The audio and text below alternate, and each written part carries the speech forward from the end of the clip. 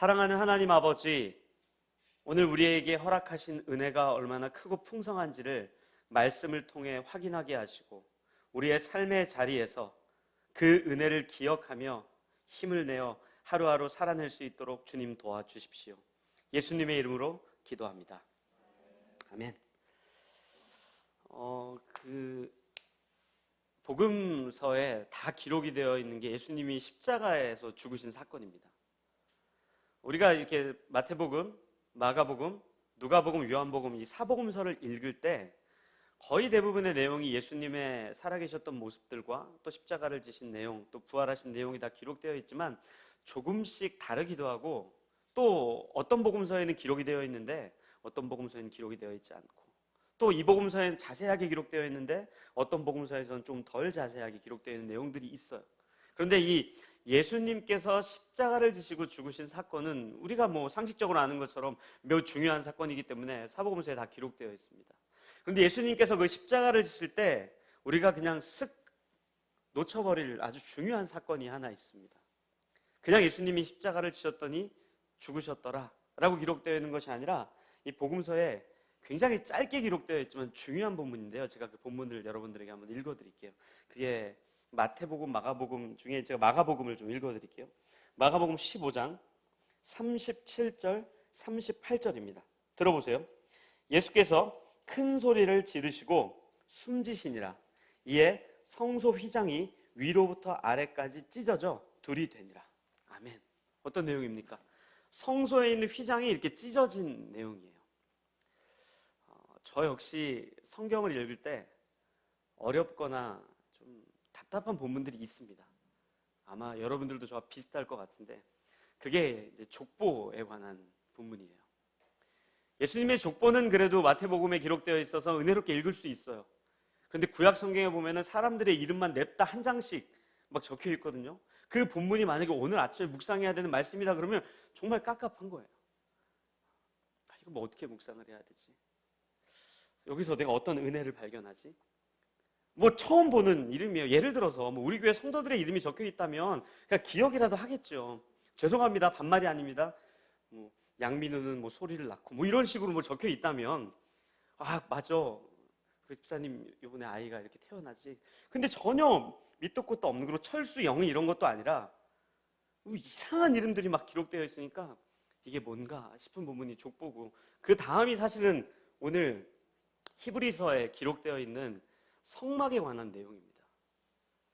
지성소가 있고 성소가 있고 거기에 뭐가 있고 거기에 뭐가 있고, 이게 대체 뭔가, 이게 굉장히 어려운데 오늘은 어쩔 수 없이 성소에 대한 이야기를 좀 해야 됩니다.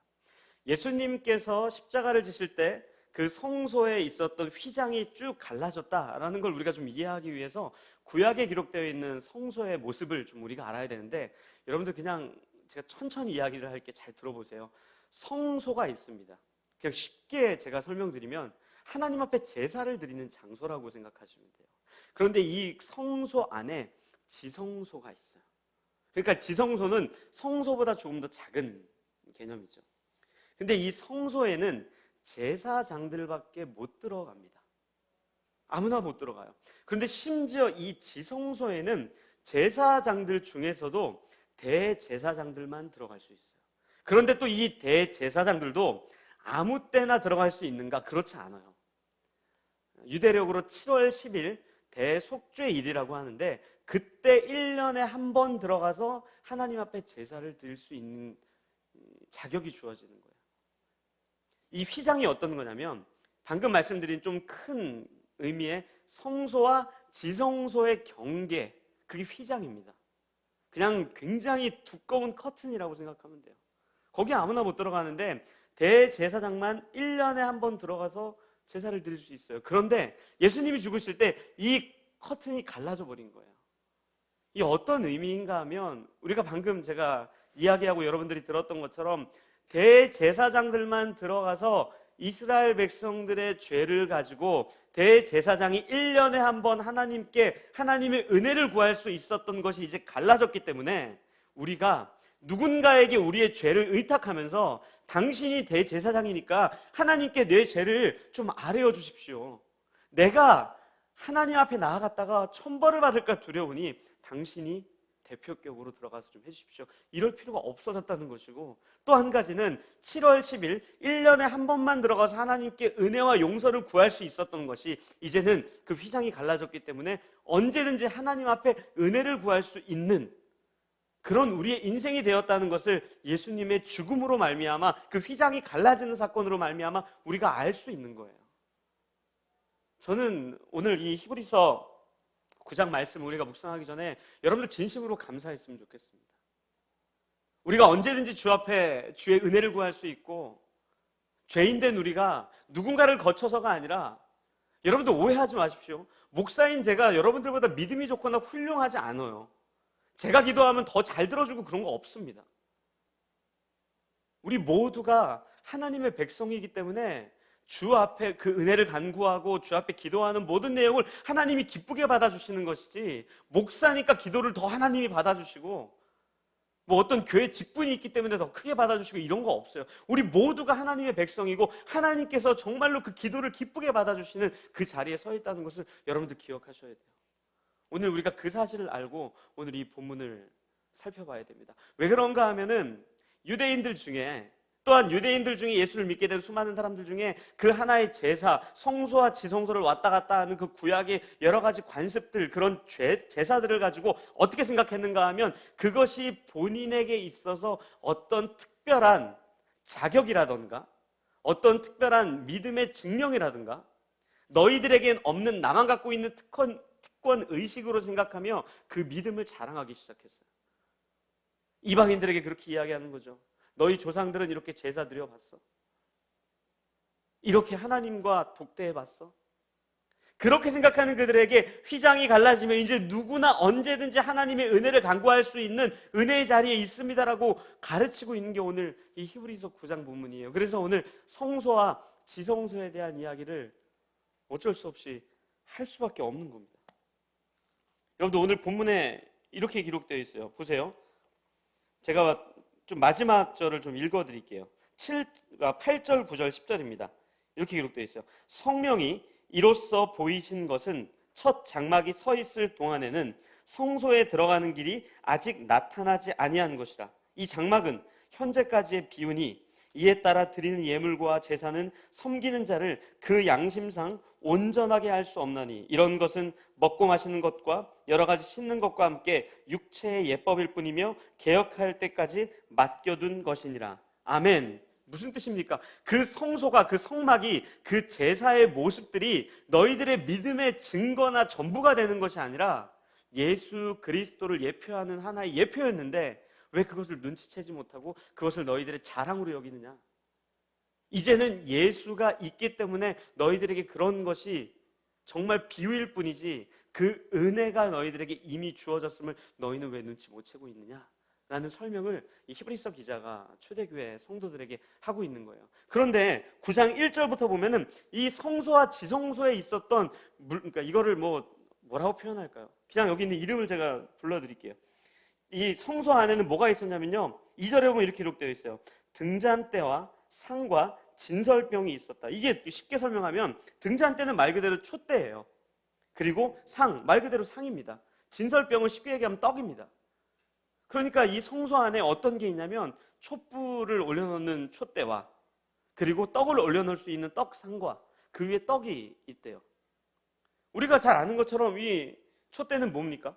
밝히는 거예요. 왜 그런가 하면 성소 안에는 지금 예배당처럼 이렇게 창문이 없어요. 깜깜합니다. 근데 거기에 이제 불을 밝힌단 말이에요. 그것은 여러 가지 의미가 있는데 첫째는 주님께서 우리의 빛이 되십니다 라고 기록되어 있기도 하고, 이 성경에 보면은 그 촛대를 뭐라고 설명하냐면 성도, 이 땅에 있는 교회라고 설명하기도 해요. 그러니까 사실 우리에게 주님께서 뭐라 그러셨어요? 너희는 빛과 소금이다 라고 이야기한 것처럼 우리가 이 땅에서 살아갈 때 수많은 사람들에게 진리의 빛을 나타내야 되는 존재라는 것을 나타내기도 하지만 어쨌든 거기에 촛대가 있었고, 떡상과 떡이 있었던 것은 제물 대신 예수 그리스도에 대한 설명, 이제 이거를 설명하기 위해요. 그런데 사실은 이 성소 안에 한 가지가 더 있습니다. 그게 뭐냐면 금향로예요. 금으로 만들어진 향을 피우는 건데 오늘 본문을 보니까 이 금향로가 4절에 성소에 있지 않고 지성소에 들어가 있어요. 이게 구약 성경을 좀 잘 읽으신 분들은 이게 좀 이상해야 됩니다. 왜냐하면 성소 안에는 금향로와 떡과 떡상과 촛대가 있고 또 그 지성소 안에 들어가면 언약궤, 법궤가 있어야 되는데 이상하게 히브리서 9장에는 이 금향로가 지성소 안에 들어가 있어요. 이상하죠. 근데 가능할 때가 딱 한 번 있습니다. 다 눈치채셨을 거예요. 7월 10일 대속죄일 때 대제사장이 하나님 앞에 제사를 드리러 들어갈 때 그 금향로를 들고 들어가요. 그러니까 오늘 히브리서 기자는 그 대속죄일에 일어났던 성소와 지성소의 배경을 설명을 하고 있는 거예요. 자, 그러면 이제 우리가 성소에 있다가 지성소로 이제 들어가면은 뭐가 있냐? 이렇게 기록되어 있어요. 4절부터 읽어드릴게요. 금향로와 사면을 금으로 싼 언약궤가 있고 그 안에 만나를 담은 금 항아리와 아론의 쌍난 지팡이와 언약의 돌판들이 있고 그 위에 속죄소를 덮는 영광의 그룹들이 있으니 이것들에 관하여는 이제 낱낱이 말할 수 없노라. 아멘. 뭐가 있다고 기록되어 있어요? 금향로가 있다 그랬죠. 그리고 그 다음은 금으로 싼 언약궤가 있는데 그 언약궤 안에 뭐가 있어요? 만나를 담은 금 항아리와 아론의 쌍난 지팡이와 언약의 돌판, 이 세 가지가 들어있다고 기록되어 있어요. 자, 지금부터는 이제 상상의 영역입니다. 이 언약궤 안에 만나를 담은 항아리, 아론이 들고 있었던 쌍난 지팡이, 그리고 언약의 두 돌판, 십계명 돌판이 들어있는 언약궤가 예를 들어 라이프교회 예배당에 있다라고 여러분들 한번 생각해 보십시오. 어떤 일이 일어날까요? 저는 예측하기에 감히 전 세계의 크리스천들이 여기 올 겁니다. 성지가 되는 거죠. 상상만 해도 막 기분이 좋아집니다. 그뿐입니까? 아마 저는 저희 교단에서 총회장이 될지도 모릅니다. 네? 그뿐입니까? 아마 뉴스에도 나오고 전 세계 뉴스에 다 보도가 될지도 몰라요. 그게 이 대한민국 서울 동작구 라이프 예배당에 있더라. 우리 라이프 교회 가족들은 어때요? 난리가 나겠죠. 아마 매일 와서 이걸 확인하고 기뻐하고 막 그랬을지도 모르는데 여러분들 한번 가만 생각해 보십시오. 만나를 담은 항아리와 그리고 이 아론의 쌍난 지팡이와 그리고 이 십계명 두 돌판이 정말 기뻐할 만한 하나의 물건이나 상징이었을까요? 우리가 한 가지 오해하는 게 있어요. 하나님께서 이스라엘 백성들을 애굽 땅에서 빠져나온 이후에 광야에서 하늘에서 내려주신 만나가 하나님이 우리를 먹여주시고 입혀주시는 하나님의 은혜의 상징이 맞지요. 하지만 그것만 있지 않습니다. 제가 여러분들에게 몇 번 말씀드렸던 것 같은데 사실 이 만나는 이스라엘 백성들에게 굉장히 부끄럽고 수치스러운 죄에 대한 상징이기도 해요. 왜 그런가 하면 이스라엘 백성들이 애굽 땅에서 빠져나와 홍해를 건넙니다. 홍해를 건너서 첫 번째로 하나님께 원망했던 게 배고픈 것과 목마른 거였어요. 하나님, 이게 웬 고생입니까? 우리가 왜 애굽 땅에서 빠져나와 이 광야에서 이 고생을 하게 만듭니까? 차라리 노예 생활이지만 애굽 땅에서 고기라도 먹었던 그때가 훨씬 낫습니다. 우리가 이 마실 물도 없어서 이게 웬 고생입니까? 차라리 애굽 땅으로 들여보내 주십시오. 그때 이스라엘 백성들이 얼마나 하나님께 불순종하고 하나님께 탄식하고 하나님을 원망했어요. 그때 그들의 생각이 어떤 생각이었겠어요? 하나님, 당신께서 나에게 맛있는 음식을 주시고 내가 잠을 잘 수 있도록 나에게 편안한 안식처를 주시고 목이 가라지 않도록 내 목마름을 해결해 주신다면 내가 당신을 잘 따를 수 있습니다. 그 믿음이 굳건할 수 있습니다. 지금 내가 이렇게 당신을 불순종하는 것, 하나님 앞에 범죄하는 것, 하나님을 신뢰하지 못하는 것, 내 배가 고프고 내 형편이 어렵기 때문이지 지금 내 형편이 그냥 먹고 살만만 하면 하나님 잘 믿을 수 있습니다. 이게 이스라엘 백성들의 모습이었어요. 그때 하나님께서 만나와 메추라기를 허락해 주시죠. 그 만나와 메추라기를 먹은 이스라엘 백성들의 믿음이 단단해집니까? 우리 다 아는 것처럼 절대 아닙니다.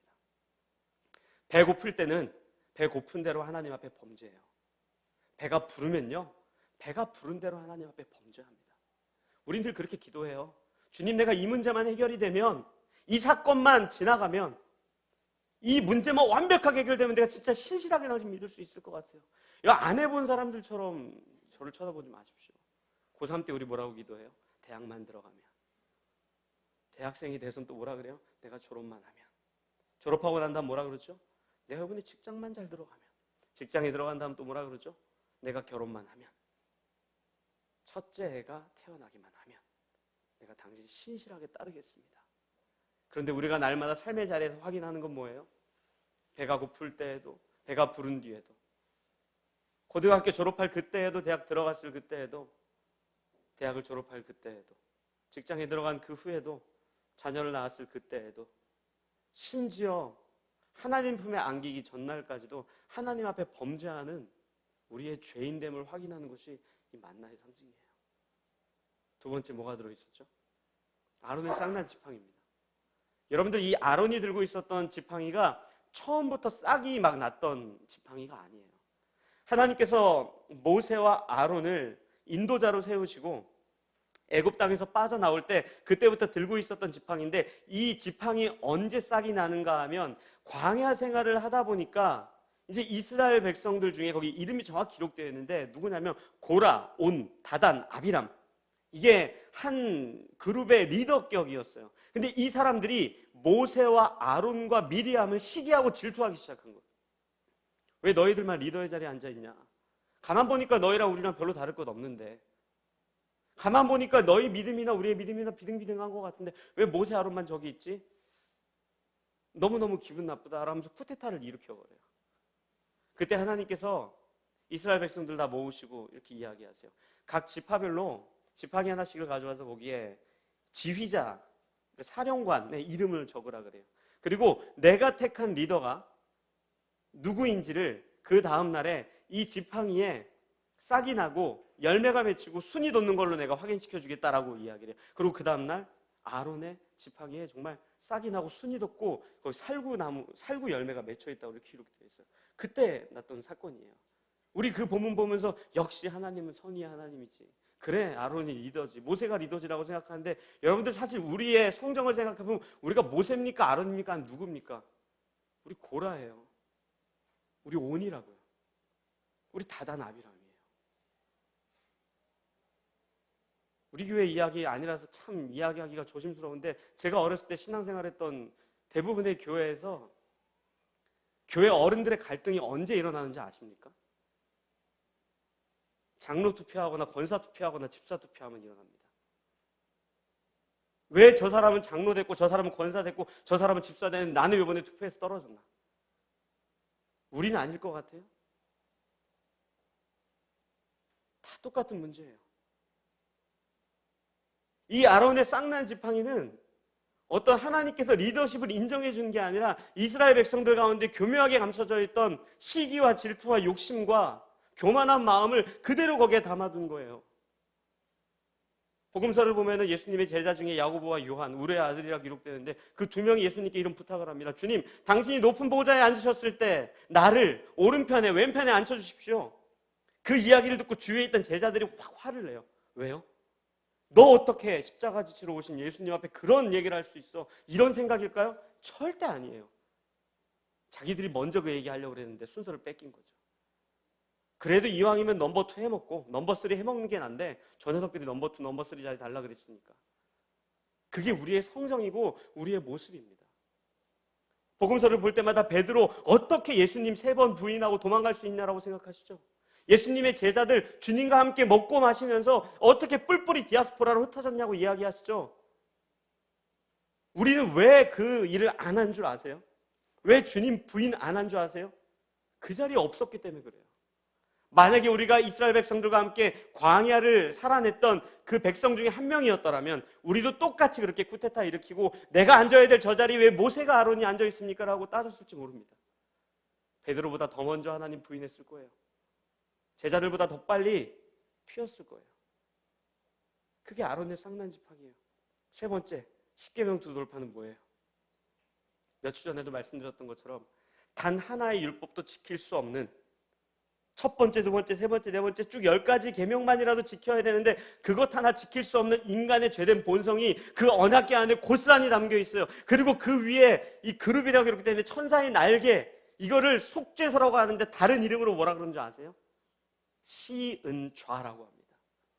시은좌, 은혜를 베푸는 자리. 그러니까 1년에 한 번 대제사장이 그 지성소 안에 들어가서 확인하는 건 뭐냐면 하나님의 신실하신 복이 가득 들어있는 게 아니라 인간의 죄성과 그 위에 하나님의 은혜가 허락되는 것을 확인하고 그 자리에서 나오는 거예요. 그 나오는 자리에서 무엇을 자랑할 게 있겠어요? 우리도 알게 모르게 저 역시 저 같은 목사가 제일 자주 그러는데 예수 믿는 사람과 믿지 않는 사람들을 얼마나 많이 구분합니까? 세상과 교회를 얼마나 많이 나눠 놓습니까? 우리와 그들은 달라. 뭐가 달라요? 똑같죠.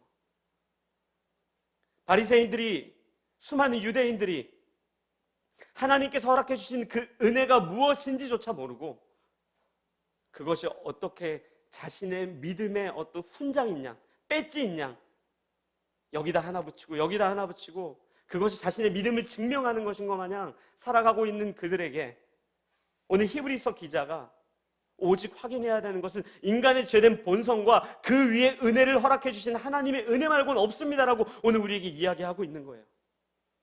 우리가 그래서 지성소를 묵상할 때마다, 성소를 묵상할 때마다 그 제사의 예법, 외형적인 형식이 아니라 죄로 가득한 그 안에 예수 그리스도의 은혜로 말미암아 구원받은 백성임을 우리가 확인하며 살아가는 겁니다. 여러분들 구약 성경의 요나서 마지막 장에 재밌는 내용이 있어요. 그렇게 기록되어 있어요. 요나가 정말 열받은 거예요. 화딱지가 나서 어떻게 우리를 괴롭힌 저 아수르의 그 니누의 백성들에게 복음을 전할 수 있단 말입니까? 그래도 하나님이 하라니까 하고 나서 그래도 열이 안 삭혔는지 그늘 밑에서 낮잠을 자기 시작합니다. 이제 짜증납니다. 박넝쿨이라고 기록되어 있는데 하나님께서 그 박넝쿨을 치워버리세요. 그랬더니 요나가 갑자기 벌떡 일어나서 하나님께 따지는 거예요. 아니 하나님, 내가 당신 하라는 거 다 했고 이제 내가 짜증은 좀 나지만 좀 자려고 이 그늘 아래 숨었는데 당신은 어떻게 이 박넝쿨 치워버릴 수 있습니까? 내 박넝쿨 돌려놓으십시오. 그랬더니 뭐라 그래요? 하나님이 그게 어떻게 네 박넝쿨이냐? 처음부터 그게 어떻게 네 거였냐? 내가 이 땅에 허락한 하나의 자연 피조물인데 이것도 내 거다. 그 이야기를 통해 요나를 깨우신다고요. 유대인들과 바리새인이나 뭐 사두개인이나 이런 사람들이 갖고 있었던 믿음의 어떤 자랑과 증명을 가지고 자신의 믿음의 우위성을 가지고 리더의 자리에 서려고 하고 누군가를 우위에 서려고 하는 그들의 믿음을 오늘 히브리서 기자를 통해서 오늘 이야기하고 있는 거예요. 우리의 신앙을 가만 돌아보십시오. 우리의 신앙을 쥐고 흔드는 건 예수를 믿지 않는 친구들이나 신앙이 없는 가족들이 아닙니다. 우리의 믿음이 형식화되어 버려서 종교화되어 버려서 내가 믿고 있는 그 믿음을 내가 하고 있는 행위들로 확인하려고 하는 굉장히 위험한 거예요. 그렇게 되면 어디까지 가는 줄 아세요? 내가 구원받은 이유가, 내가 주님께 영원한 생명을 허락받은 이유가 내가 기도를 많이 해서 그렇지, 내가 예배를 많이 드려서 그렇지, 내가 봉사를 많이 해서 그렇지, 내가 전도를 많이 해서 그렇지, 내가 하나님 열심히 믿어서 그렇지, 내가 봉사 이것도 하고 해외 선교도 많이 다녀와서 그렇지 여기로 자꾸 가게 되는 거예요. 그때 우리 하나님께 뭐라고 탄식하는 줄 아세요? 하나님, 내가 이렇게 당신을 위해 열심히 했는데 나에게 아무것도 안 주십니까? 내가 이렇게 열심히 믿었는데 당신 나한테 해준 게 뭐가 있습니까? 제가 이번에 아버지 장례 치르면서 제가 청소년 때 했던 이 얘기가 너무 마음을 찌르는 거예요. 당신 나한테 해준 게 뭐가 있습니까? 제가 요즘 느껴요. 낳아주셨구나. 주님 우리한테 해준 게 뭐가 있냐고요? 예수 믿게 했잖아요. 그것보다 큰 은혜가 어디 있습니까? 예수를 그리스도라고 고백하게 했잖아요. 그것보다 큰 복이 어디 있겠어요? 예수를 그리스도로 하나님의 아들로 고백할 수 전혀 없는 죄인된 우리를 부르셔서 지금까지 우리를 인도하시고 영원히 인도하셔서 그 신앙 고백에 합당하게 살게 할 수 있는 것, 그것 말고 더 큰 은혜가 뭐가 있겠어요? 만약에 그것이 은혜가 아니라고 여긴다면 기독교 신앙이 대체 뭡니까? 내가 108배를 몇 번 했고 연등을 몇 개 띄었고 내가 수행을 몇 번 했고 내가 참을 인자 몇 개를 새겼고 불교의 철학과 그럼 달라지는 게 있나요? 내가 성지순례를 어디까지 갔다 왔고 내가 고행을 얼마나 했고 내가 금식을 얼마나 많이 했고 무슬림이나 다른 종교와 다를 것이 없죠. 진짜 우리 인생의 가장 큰 은혜가 뭐예요? 예수를 믿게 된 거예요. 지성소로 들어갈 수 없는 우리를 붙들어서 주님께서 은혜를 우리를 넣어주시고 1년에 한 번밖에 들어갈 수 없는 그 자리를 날마다 주님 앞에 서게 해주시고 그것도 자격조차 없는 대제사장만 갈 수 있는 그 자리에 우리를 한 명 한 명 모두를 그 자리에 인도하시는 거예요. 그 고백을 받아내기까지 하나님 오늘도 일하시고 계신 거예요. 창세기 1장에 보면 하나님께서 온 우주를 창조하신 내용이 나오죠. 며칠 만에 창조하십니까? 안식일 포함해서 일주일 만에 창조하세요. 그런데 한번 여러분들 그런 생각 안 해보셨어요? 우리 같은 인간을 사람 만드는데 왜 이렇게 평생토록 하시나? 온 우주를 단 일주일 만에 말씀으로 창조하시는 그분이 우리의 인격의 변화를 단 1초 만에 못 하실까요? 더 이해가 잘 되게 설명해 드릴까요? 온 우주를 일주일 만에 창조하신 그분이 이스라엘 백성들을 광야 땅에서 40년 훈련시킬 것이 아니라 단번에 훈련 못 시키셨을까요? 충분히 하실 수 있죠. 그런데 왜 우리를 지금까지 그리고 영원히 하나님께서 우리를 사람 만드시는데 그 시간과 당신의 은혜를 사용하십니까? 우리를 사랑하기 때문에, 우리를 인격으로 대우해 주시기 때문에. 마치 로봇이나 기계처럼 1년에 한 번 날짜를 정해놓고 딱 이날에만 네 죄를 용서해 줄 테니까 이날 다 모여. 그것이 아니라 날마다 우리를 그 은혜의 자리로 세우시고 그 은혜의 자리로 인도하시며 하나님의 사랑을 날마다 확인할 수 있는, 죄인된 우리가 하나님을 미워하고 하나님 멀리 떠나려고 하고 죄를 훨씬 더 좋아하는 우리의 성정을 고치시는데 하나님께서 강압적으로 기계와 같이, 쉽게 얘기하면 오늘 우리의 멱살을 붙잡고 우리의 머리끄댕이를 붙잡고 데려다 넣으셔도 될 수 있는 그분이 그렇게 안 하시고 우리 스스로 그 인생을 살아내도록 참으시는 그 하나님의 은혜가 복이 아니면 기독교 신앙을 무엇으로 설명할 수 있겠어요? 여러분들 기억하십시오. 우리에게 진짜 필요한 건 은혜이고 오늘 우리를 살게 하는 것 은혜예요. 오늘 우리 마지막 찬양 이런 찬양을 했죠. 주의 이름 안에서 주의 성소로 갑니다. 영광스러운 이곳에 우리 기쁘게 왔습니다.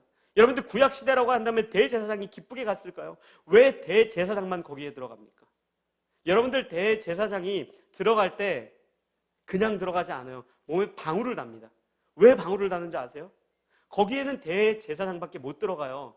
근데 왜 대제사장밖에 못 들어가냐면 하나님이 있는 자리이기 때문에 혹시 죄가 있다면, 혹시 그가 무언가 잘못한다면 하나님의 진노 때문에 그가 죽을까 봐 아무나 못 들어가는 거예요. 근데 왜 방울을 달아놓았냐면 거기에 대제사장 한 명밖에 못 들어가니까 만약에 이 사람이 죽어버리면 거기에 이 사람이 죽었는지 살아있는지 확인할 방법이 없기 때문에 대롱대롱 방울을 달고 들어간단 말이에요. 그럼 여러분들 한번 생각해 보세요. 그 대제사장이 1년에 한 번 거기 들어가는데 기쁨으로 들어갔을까요? 감사함으로 할렐루야 그러면서 들어갔을까요? 아마 두려움으로 들어갔을 거예요. 혹시 내 옷에 뭐가 묻어있지 않나? 혹시 내가 오늘 이 제사장 옷에 잘못된 게 뭐가 없나? 혹시 내가 뭐가 없을까? 그런데 우리는 어떻게 찬양합니까? 우리 예배 드리러 나올 때 어떻게 나와요? 두려움으로 안 나오죠. 불안함으로 나오지 않죠. 왜요? 이미 모든 죄를 다 용서해 주시고 그 우리의 모든 안 좋은 것들을 다 깨끗게 해주시고 죄인된 우리를 의인 삼아 주셨기 때문에 찬양에 감사를 드리며 이 자리에 앉아 주 앞에 예배하는 거예요. 주님, 내 죄가 이미 사라졌음을 고백합니다. 주님, 내 모든 것들이 하나님의 은혜로 말미암아 내가 여기서 영원히 기뻐함을 내가 고백합니다. 그 고백을 갖고 여기에 나와 있는 거예요. 저는 라이프교회 우리 가족들이 그 은혜가, 그 기쁨이, 그 감사가 회복됐으면 좋겠어요. 우리 오늘 살게 하는 힘은 은혜밖에 없습니다. 무엇이 우리를 살게 합니까? 근데 기도해 주셨던 자매님이 같이 기도했던 것처럼 우리의 길을 우리가 계획하고 우리가 경영하는 것 같지요? 아닙니다. 내가 만들어 놓은 모든 것들이 내 인생을 책임져 줄 것 같지요? 아닙니다. 내가 생각하는 대로 인생이 흘러갈 것 같지요? 아니에요. 하나님의 은혜가 없다면 오늘 내 코와 내 입을 낳았던 들숨과 날숨이 한순간 멈춰지게 된다면 그 인생 끝인 거겠죠. 오늘 우리가 왜 이 자리에 감사의 찬양과 예배를 주 앞에 올려드릴 수 있어요? 오직 은혜밖에 없어요. 저희 라이프계 가족들이 그 은혜에 대해서 진심으로 감사하며 기뻐하며 이것을 허락해 주신 것, 그것이 나의 자랑이 아니라 하나님의 은혜임을 기억하며 한 주간 그 은혜 안에 여러분들이 사셨으면 좋겠습니다. 여러분들 기억하십시오. 기독교 신앙은 우리가 예수를 믿게 된 것, 그리고 지금도 예수를 그리스도로 고백하며 살게 된 것, 그것이 가장 복 있는 은혜이고 가장 가치 있는 하나님의 선물입니다. 이 시간 우리가 그렇게 주 앞에 감사함을 고백하면서 주님, 내 안에 그 은혜에 대한 감사가 회복되게 해주십시오. 다른 것들이 그 영원한 생명을 우리에게 허락해 주시고 죄를 용서해 주신 그것 앞에 있게 하지 마십시오. 물론 우리 가정을 잘 살게 하는 것도, 우리 자녀들이 건강하게 자라게 하는 것도 모든 것이 은혜이지만 그것보다 우선 감사해야 될 것 있다면 죄인된 우리를 위해 죽으시고 부활하셔서 우리에게 생명을 허락해 주신 그 주님의 은혜, 그것을 가장 먼저 감사하며 기뻐하게 해달라고 주 앞에 우리가 같이 한 마음으로 기도하도록 하겠습니다. 기도하시겠습니다. 사랑하는 하나님,